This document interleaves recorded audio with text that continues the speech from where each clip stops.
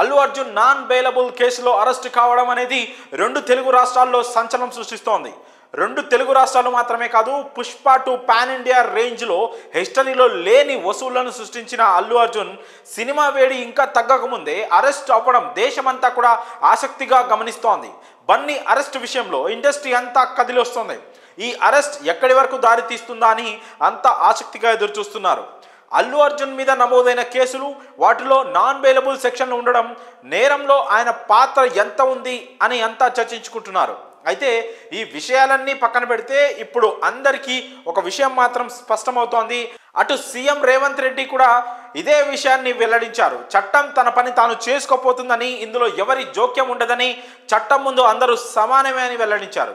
ఈ విషయాన్ని తెలంగాణ పోలీసులు విస్పష్టంగా నిరూపించారు. అయితే అల్లు అర్జున్ పరిస్థితి ఇలా ఉంటే ఇప్పుడు మోహన్ బాబు విషయంలో ఎలాంటి పరిణామాలు చోటు చేసుకుంటాయని అంతా ఉత్కంఠగా ఎదురుచూస్తున్నారు. నిన్నటి వరకు కూడా మంచు ఫ్యామిలీలో గొడవలు మీడియా, సోషల్ మీడియాలో బర్నింగ్ టాపిక్స్గా అయిన సంగతి తెలిసిందే. ఈ క్రమంలో మోహన్ బాబు మీడియా ప్రతినిధులపై దాడి చేశారు.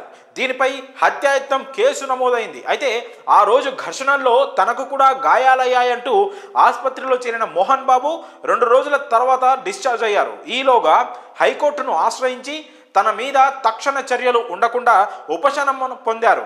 ఈ దాడిని జర్నలిస్ట్ సంఘాలు, పలువురు రాజకీయ నాయకులు ఖండించారు. మోహన్ బాబు క్షమాపణ చెప్పాలంటూ డిమాండ్ చేశాయి.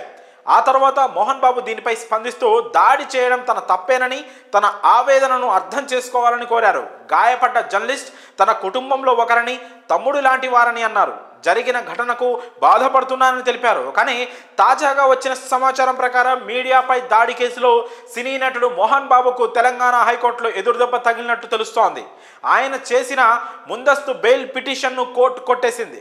ఇలా ముందస్తు బెయిల్ పిటిషన్ను కోర్టు కొట్టేసినందున పోలీసులు మోహన్ బాబును ఏ క్షణమైనా అరెస్ట్ చేసే అవకాశం ఉన్నట్లు తెలుస్తోంది.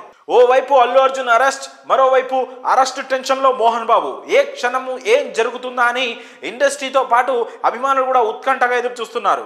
మరి ఈ విషయంలో ఈ వరుస అరెస్టులపై మీ అభిప్రాయాలను కామెంట్స్ రూపంలో తెలియజేయండి.